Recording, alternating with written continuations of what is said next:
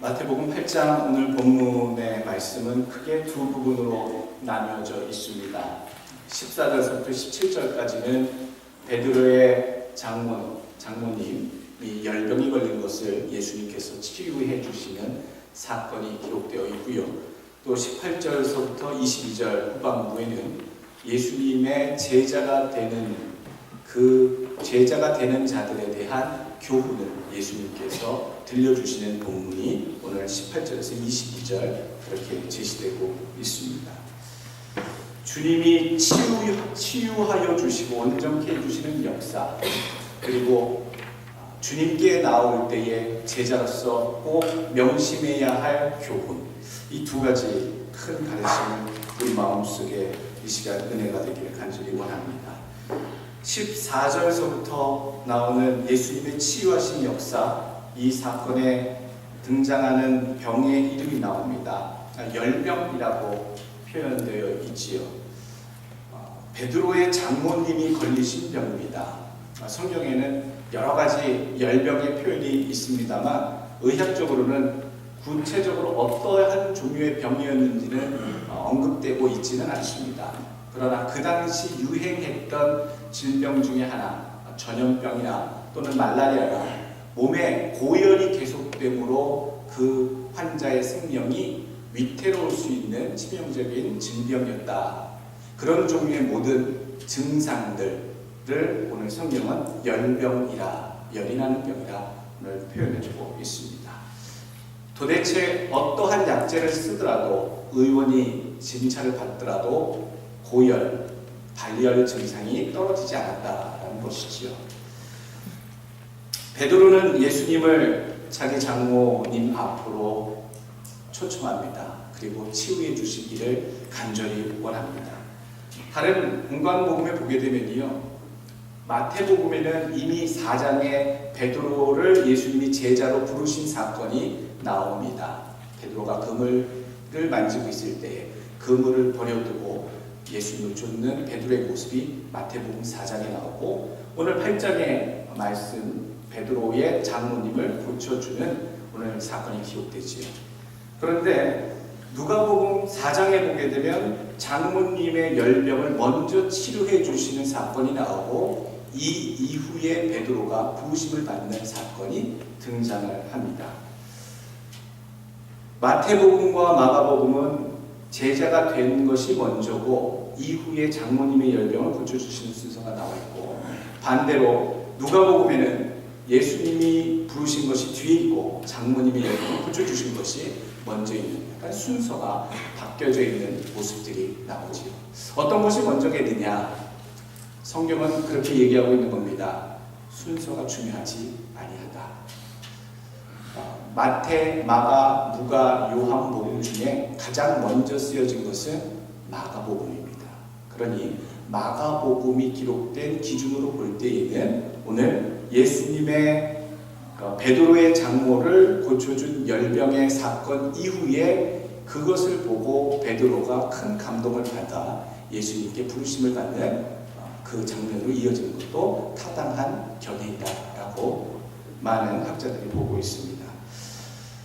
부르심이 먼저였든 장모님의 병고침이 먼저였든 이 베드로와 그것을 바라봤던 제자들에게 있어서 장모님의 열병을 고쳐주는 사건은 굉장한 의미가 있는 상황이었습니다. 병이 든다는 것, 쉽게 고치지 못하는 병이 든다는 것 자체는요, 그것 자체로 재앙입니다. 절대로 축복이 될 수 없지요. 그런데 오늘 이 베드로의 장모님의 이 열병은 열병의 이유 때문에 예수님이 오셔서 그를 통해 놀라운 기적을 베푸심으로 예수님의 손길을 힘입은 사람, 예수님의 은혜를 받으신 장모님으로서의 오늘 성경의 인물로 기록되고 있다는 사실입니다. 우리 인생에 문제가 터질 때에 우리는 그 문제에 집착해서 좌절과 절망하고 낙담하고 한숨 쉬는 것을 반복할지도 모릅니다만, 오늘 이 과정의 끝을 보십시오. 끝에는 주님이 찾아오셔서 어루만지시사 그의 열병을 낫게 해주시는 그 기적. 열병이라는 문제가 있었을 때에 주 안에서 해결받은 놀라운 은혜의 결말을 우리가 바라본다면요, 여러분들 삶에 있는 커다란 문제, 결코 떨어지지 않는, 사라지지 않는 그 문제의 고통 속에 있다면 여러분 이 시간에 기대해 보십시오. 소망을 품어 보십시오. 이 문제를 통하여 주님이 찾아오시고 어루만져 주시고 위로하여 주시면 이 문제, 이 재앙의 환경이 놀라운 하나님의 축복으로 바뀔지어다. 여러분들의 삶이 놀라운 간증의 이야기가 될 줄로 믿습니다. 마음속에 그렇게 생각하면 됩니다. 나의 연약함은 주님의 은혜를 만나는 첫 단계이고 나의 부족함은 주님의 은혜가 담기는 빈 자리이다. 여러분 삶 속에 무엇인가 큰 열병과 같은 고질적인 문제가 아직도 자리하고 계신다면 주님이 오실 때에, 만져주실 때에 놀라운 변화가 있을 줄로 믿습니다. 두 번째 키포인트, 키워드가 있지요. 15절에 나오는 만지시다라고 하는 단어입니다. 만지시다. 헬라어, 그리스어로 표현될 때는 헵사토라고 합니다. 원형은 합토라고 표현되지요. 이 뜻은 정확하게 손으로 만지다, 무엇을 어떤 것 위에 놓다. 그래서 이 단어가 쓰일 때는 항상 예수님이나 사도들이 많은 환자들이나 부족한 자들을 위해 안수할 때에 합토라고 하는 이 단어, 손을 얹으시다, 만지시다라는 표현을 썼습니다. 그리고 더 나아가서 어떤 단어의 뜻이 있냐면 부정한 것을 만지다라고 하는 뜻이 있습니다. 한번 잘 생각해 보시지요. 예수님께서 손으로 만져주심으로 열병이 떠나갔다라고 하는 이 장면, 어루만져 주시는 예수님의 손. 원래 유대인들은요, 심각한 병, 또 문둥병이나 다른 성경의 레위기에서 지정한 그런 부정하게 만들 수 있는 병에 걸린 사람들을 부정하다 하여 만지면 안 됐습니다. 또 위급한 병에 걸려서 이 사람이 장차 죽을지도 모르는 상황에 있는 경우는 특별히도 그 환자를, 중환자를 만진다는 것 자체를 매우 꺼려하는 그런 마음들이 구약시대에 있었습니다. 무슨 병인지도 모르고 그것을 혹시 만질 때에 율법이 지정한 부정한 것을 만지게 되는 율법의 조항을 어기게 될 수도 있는 상황이었음에도 불구하고, 또 앞에 말씀드렸듯이 그 병이 어떤 전염병일지 몰라 혹시 만지게 되면 그 병이 내 손을 타고 오를 수도 있는 그런 위생학적인 문제가 있었음에도 불구하고 예수님께서는 그 환자의 손을, 그 환자를 어루만져 주셨다라고 오늘 성경은 표현해주고 있습니다. 주님께서는 왜 부정한 환자의, 병자의 몸을 그렇게 일부러 만져주셨을까? 오늘 잘 생각해야 합니다. 부정한 것이 어떻게 정하여지게 되는가? 부정한 내 입술이 숯불재단의 그 숯불로 내 입술에 대어서 정하게 되었다라고 했던 표현처럼 예수님 정하신 분이 부정한 자의 몸에 손을 댔을 때, 그를 만져주셨을 때, 그에게 오셨을 때 부정한 자들이 정함을 입게 되는 원리를 오늘 예수님이 아픈 자, 부정한 자, 병든 자를 만져주심으로 온전케 되는 역사임을 우리에게 교훈해주고 계시다는 얘기입니다. 우리가 생각합시다. 율법을 넘어서, 율법이 정한 그 부정함을 넘어서 우리 예수님은 권세가 있으신 분이시다. 부정한 것들을 깨끗게 하시는 권세가 있으신 분이시다. 온전케 하시는 분이시다. 우리의 삶이 아무리 망가지고 보잘것없고 모순투성이고 흉잡힐 것 가득한 인생이라 할지라도 주님께서 나를 붙잡아 주시고 나를 온전케 해주시고 나를 세워주시면 내가 부끄러움이 없는 정한 존재로 설 수 있습니다 라고 하는 오늘의 교훈을 여러분들 우리의 삶에 분명히 봐야 될 줄로 믿습니다. 어느 누구도 나는 이제 끝났어, 나같이 더러운 자, 나같이 부정한 자라고 낙담하지 않기를, 그리하여 주님의 손길 오늘 나의 삶에 만져주옵소서, 다스려 주옵소서, 붙들어 주옵소서, 그리하여 정결한 삶을 사는 백성 되게 하여 주옵소서, 합당한 삶이 되게 하여 주옵소서. 그렇게 기도하실 수 있는 여러분 되시길 간절히 축원합니다. 마지막에 세 번째 나오는 키포인트 단어가 있습니다. 짊어지다라고 하는 표현이죠. 17절 말씀 보시게 되면요, 우리의 연약한 것을 친히 담당하시고 병을 짊어지셨도다 함을 이루려 합니다. 이것은 이사야 53장에 나오는 메시아가 감당할 사역에 대한 표현입니다. 그런데 이 말씀 그대로 하시면서요, 그들의 연약한 것을 친히 담당하시고 병을 짊어지셨다라는 표현을 우리가 한번 집중해 봐야 됩니다. 병을 짊어지셨어요. 예수님께서 병자를 치료하시고 낫게 해주실 때에 우리는 흔히 생각합니다. 예수님의 그 권능의 손으로, 놀라운 능력으로 그 사람에 있던 귀신도 떠나가고 그 사람에게 머물렀던 질환의, 질병의 그 고통이 순식간에 저 멀리 날아가는구나, 그렇게 상식적으로 생각했는데 오늘 보니까요, 그 질병을, 그 질고를, 고통을 짊어졌다는 거예요. 친히 감당하시고 병을 짊어지셨다는 거예요. 병을 없애버리고 내쫓아버리셨다는 의미가 아니라 그 병의 고통, 그 아픔을 예수님이 직접 짊어지셨다는 것. 오늘 우리에게 무엇을 얘기해 주시는 걸까요? 단순히 병을 고쳐주시는 것이 아니라 많은 사람들의 죄를 짊어지신 예수님. 나 자유 얻었네, 너 자유 얻었네, 우리 자유 얻었네. 죄로 인한 고통의 굴레에서 우리는 벗어났다고 좋아하지만 그 굴레다가 어느 순간 우리 눈앞에서 없어져 버린 것이 아니라 죄에 대한 고통과 대가와 굴레가요, 십자가 예수 그리스도 어린 양의 몸 위에 짊어졌다라고 하는 사실을 우리가 바라봐야 된다는 거지요.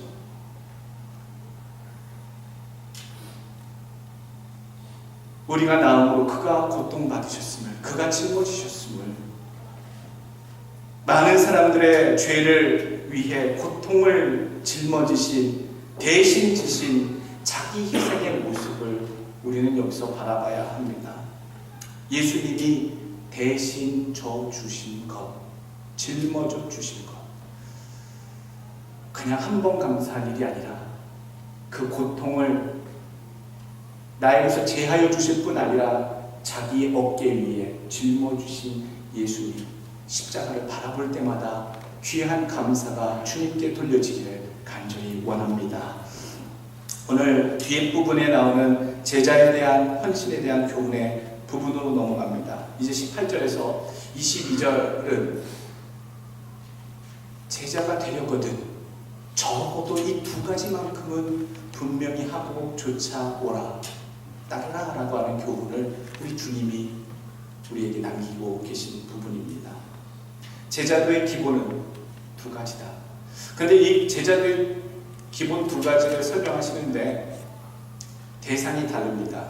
하나는 이제 곧 처음으로 예수의 제자가 되려고 마음먹고 쫓아오는 대상을 한 부분이 나오고요, 다른 한 부분은 이미 예수의 제자로 따라 사는 자들에 대해서 명심하고 있지 말고 마음에 두어야 할 교훈으로 교훈해주고 계십니다. 18절부터 19절 말씀이 이제 처음으로 예수의 제자가 되고자 하는 그러한 자, 오늘 19절에는 한 서기관이라고 하는 그런 처음 예수의 길, 제자가 되는 길을 선택한 자에게 주시는 교훈으로 표현되어 있고요, 또 21절에는 이미 제자가 된 자들에게 주시는 교훈의 말씀, 제자도에 대한 교훈을 구분해서 주고 있다. 이것을 어떻게 구분하느냐, 19절에 나오는 한 서기관은요, 예수님을 부를 때 선생님이여 라고 표현합니다. 그런데 21절에 나오는 한 제자는 이라고 이미 호칭서부터 제자라고 호칭되어 있고, 이 제자가 예수를 부를 때의 그 관계성은 바로 스승과 제자가 아니라 스승과 제자로서의, 그 선생과 제자로서의 어떤 서기관이 쫓는 그런 관계가 아니라 예수님의 도를 따르는 제자로서의 삶을 분명히 표현하는 말, 주여라고 하는 표현을 쓰고 있습니다. 그러니까 서기관은 선생님으로 불렀다면 이 뒤에 나온 두 번째 언급한 이 한 제자는 주님이라고 다르게 부르고 있다. 예수를 처음 믿으시는 분들, 얼마 믿은 지 얼마 안 되시는 분들도 계시고, 오랫동안 예수를 믿는 분들도 계실 겁니다. 오늘 첫 번째 19절에 나오는 한 서기관의 헌신의 모습을 우리가 눈여겨보길 원하지요. 예수를 믿겠다고 처음 나왔는데, 교회를 다니고 성경 말씀을 듣고 설교를 들을 때마다 계속 괴롭고 불편하고, 뭔가 내가 더 해야 될 것이 많고 수고해야 될 것이 엄청나구나 라고 느껴지는 것. 쉽게 교회에 나와서 좋은 말씀, 귀에 달달한 소리, 명상의 시간처럼 위로가 되고자 나왔는데, 하나님의 말씀을 듣고 예배에 참여하다 보니까 그것이 전부 다가 아니었음을 깨닫게 되는 그 부담감. 예수를 제대로 알고 줬는가? 예수를 제대로 알고 줬지 못할 때에 우리는 너무나도 힘든 길을 갈 수밖에 없습니다. 처음에 예수를 믿는 사람들은 예수를 믿으면 인생이 잘 풀릴 것이다, 그런 기대감을 품고 나옵니다만, 사실은 그렇지 않습니다. 오히려 예수를 믿게 되는, 예수님을 따르는 그 길 자체가 고난의 길이고 희생의 길이고 자기의 것을 포기하는 길이고 많은 것들을 희생하며 견뎌야 하는 길인 것을 예수님께서는 늘 누누이 말씀해주고 계시고 있다는 사실이죠. 오늘 그 처음 예수님을 따르겠다라고 작심하고 쫓아온 서기관에게 예수님, 잘했다, 마음 잘 먹었다, 네가 나의 제자가 되려고 하는구나, 격려해 주시는 말씀 건네기시기보다 처음 던진 한마디, 여우도굴이 있고 공중에 새도 거처가 있으되 인자는 머리 둘 곳조차 없다라고 아주 냉랭한 현실, 메시아로서 이 길을 걷는 외로움과 고통과 외면과 힘든 과정들을 그 처음 예수를 믿겠다고, 제자가 되겠다고 하는 서기관에게 들려주십니다. 예수님 왜 굳이 그에게 그 말씀을 첫 단어로 건네셨을까? 이미 알고 계시지요. 그 서기관의 마음에 어떤 마음으로 예수를 쫓고자 하는지, 그 마음에 제일 먼저 들려줘야 할 예수님의 답변은 잘했다, 잘 결정했다, 이런 어떤 격려가 아니라 분명히 하고 예수를 쫓아야 하는, 동기를 분명히 하고 예수로 제자가 되어야 함을 예수님 그에게 일러주시기 위함이었습니다. 오늘 18절에 보게 되면 예수께서 무리가 자기를 애워싸는 것을 보시고 건너편으로 가기를 명하십니다. 무슨 얘기일까요? 딱 보면 느낌이 오지요. 예수님께 많은 사람들이 주님을 말씀을 듣고 따라오기를 바라는 그런 많은 사람들이 몰려올 때에 주님께서 오히려 거리를 두셨음을, 저들 다 내 양이고 내 제자구나, 얼씨구 좋다, 할렐루야, 부흥이 되었구나, 이렇게 보시지 아니하고 주님은 오히려 거리를 두시고 진정 나를 따르려고 하는 자들에게 주시는 교훈을 우리에게 들려주고 계시고 있다는 얘기입니다. 예수 왜 믿습니까? 성공을 위해, 자녀 잘됨을 위해, 남편과 우리 가족의 평안을 위해, 그 무엇 때문에 우리는 문제가 있어 주님께 나오는 자만 이제 동기를 점검하셔야 합니다. 예수님 쫓는 길, 머리 둘 곳조차 없다고 말씀하신 황량한 길, 광야의 길, 고난의 길, 어려운 길입니다. 꽃길만 달려가겠지라고 생각하셨던 분이시면 아닙니다.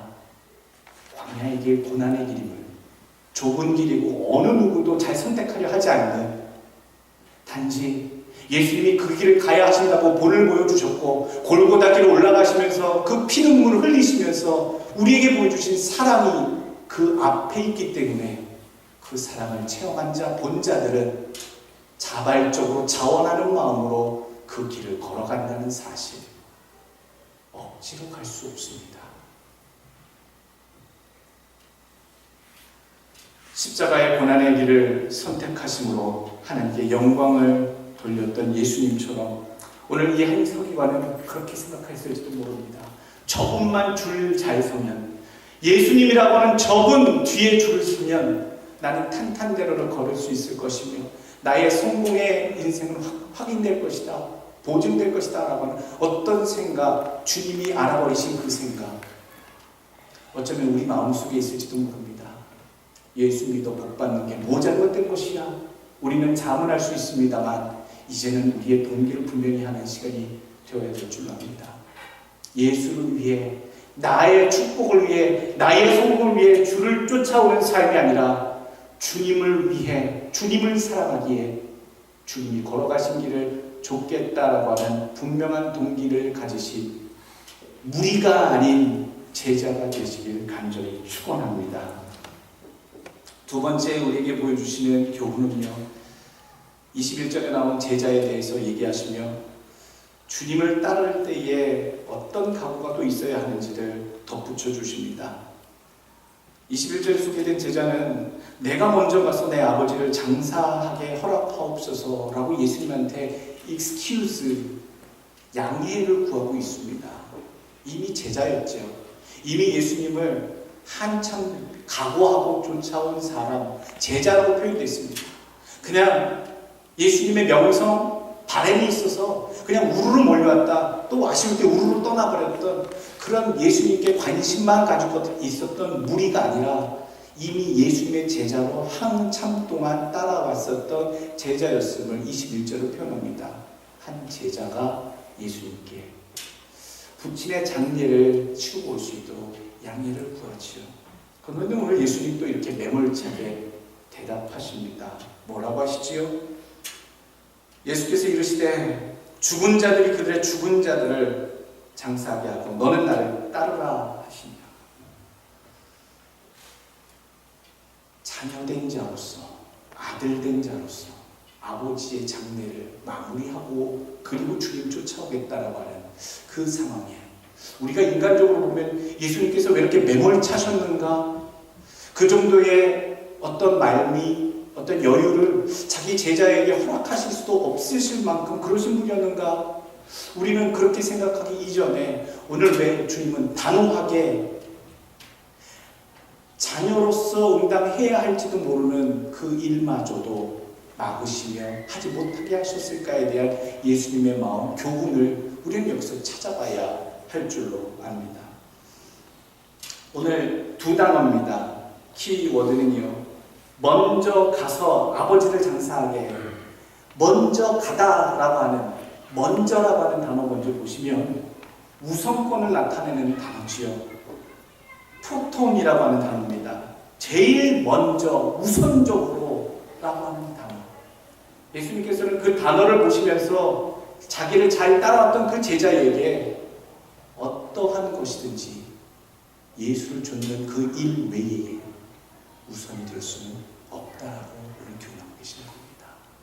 그것이 비록 아들로서 자기 돌아가신 부모님에 대한 인륜으로서의 일들을 감당하는 것이라 할지라도 하나님의 제자로 따라 사는 일, 그것에는 앞설 수 없음을 얘기하고 있다는 거죠.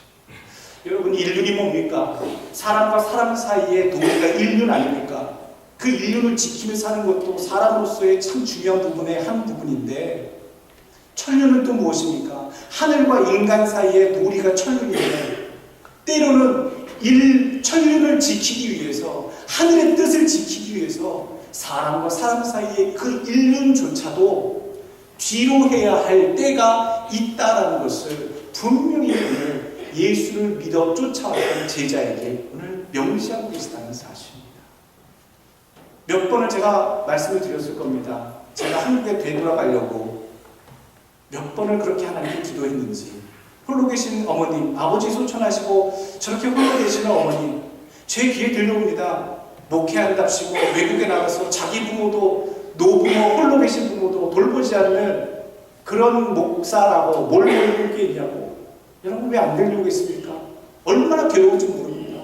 그럴 때마다 어머님, 목회고 뭐고 한국에서 목회하도록 들어갈게요. 하나님, 들어가고 싶습니다. 들어가고 싶습니다. 목회는 미국에서만 합니까? 한국에도 필요한 데가 많지 않습니까? 어머니 돌볼 수 있도록 몇 번을 기도할 때마다 내가 맡긴 일에 먼저 수고해라. 똑같은 응답을 그때는 주셨죠.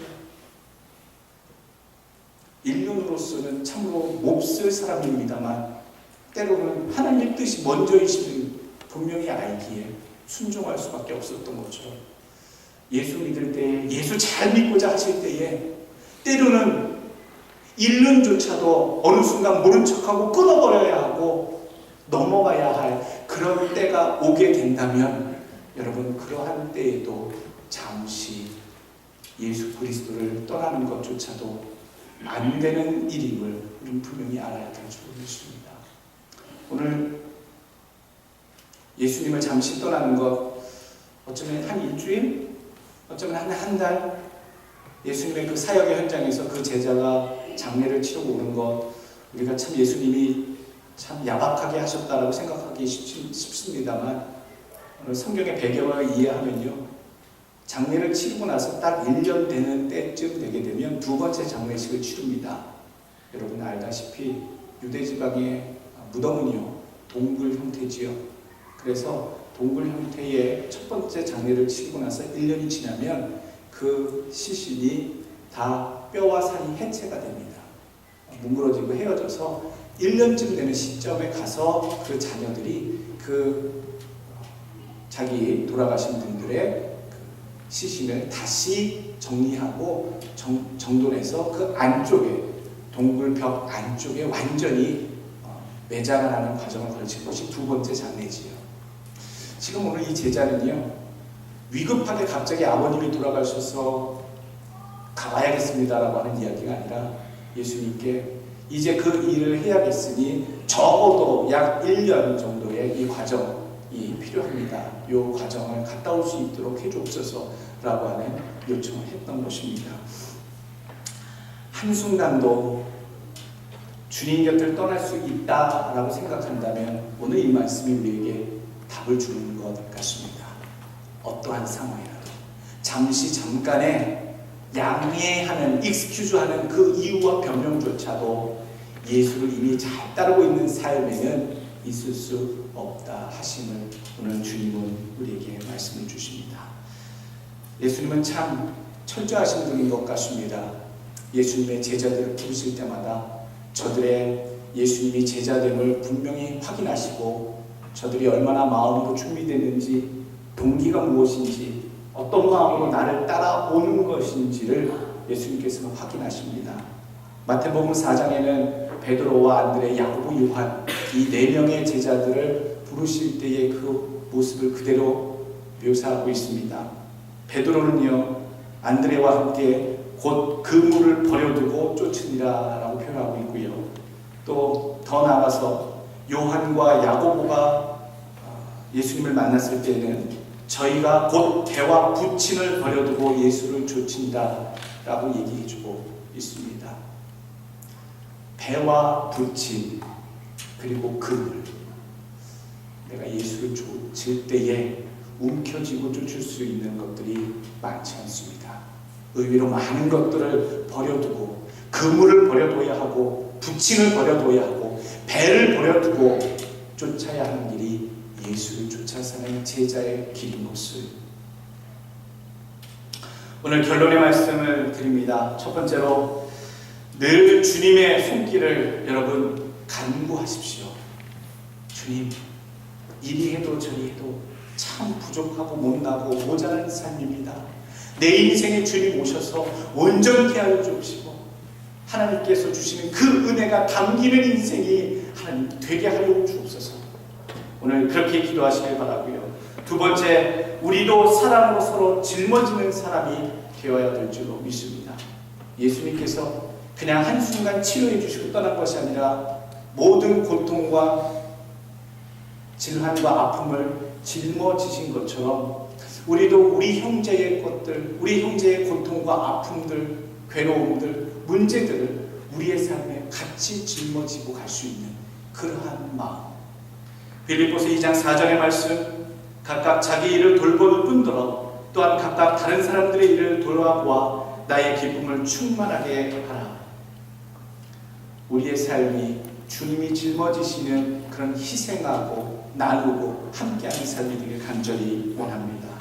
세 번째로 마지막 결론은요, 제자로 산다는 것이 무엇인지 분명히 이 시간에 각오했으면 좋겠습니다. 내가 예수를 믿는 동기가 무엇인지 분명히 하시길 원하고요, 내가 주님을 위해 희생해야 할 것, 포기해야 할 것, 버려두고 떠나야 할 것이 무엇인지를 여러분 마음속에 확실히 하시고 각오하시길 바랍니다. 어느 한순간도 주님을 뒤로 할 수는 없습니다. 어느 한순간도 주님을 떠날 수는 없습니다. 잘 믿는 예수 그리스도의 제자, 오늘 찬양 가사에 그 말씀이 나오죠. 주님 걸어가신 그 길 끝까지 가서 그 길 끝에서 주님을 만나보는 것. 여러분들 끝에, 항상 끝에 여러분들의 모습이 다 담겨지길 원하고 그곳에서 예수님 모두 만나시길 예수 그리스도 이름으로 축원합니다.